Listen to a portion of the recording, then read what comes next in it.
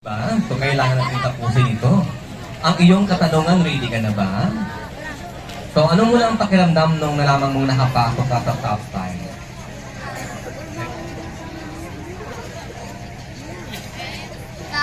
Nakakatakot po kasi yung mga yung magiging kalaban ko or makakasama ko sa top 5 is masyado na silang magagaling and yung iba is ilang beses na nagsali sa pageant. Bakit? First time ba ito? First time po para sa barangay. Okay, so first time mo, at dahil first time mo, pakisagot ang tanong na ito. Okay? So ang tanong, babasahin ko ito ng 2 beses, Miss Nueva, ha? Sa iyong palagay, ano-ano ang mga mabubuti at masasamang dulot ng social media sa mundo, lalo na sa kaya mong kabataan? Again, sa iyong palagay, ano-ano ang mga mabubuti at masasamang dulot ng social media sa mundo, lalo na sa gaya mong kabataan?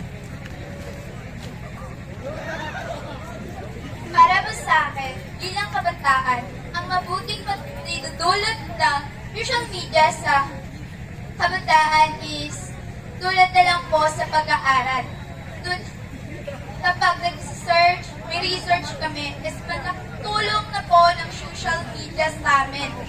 At ang pinakamasama po at hindi mabuting dulot ng social media sa aming kabataan is ginagawa po libangan ng mga kabataan tulad ng paglalaro ng ML. At hindi lang sa paglalaro ng ML, nagiging addict ang mga kabataan, sobrang puyat. Hindi tulad ng pag-Facebook. At yung pinakamas mabuti talaga doon is yung nakokontak namin ng mga pamilya namin na malalayo. Ayun lang po and thank you. Okay, so maraming salamat. Candidate number 7.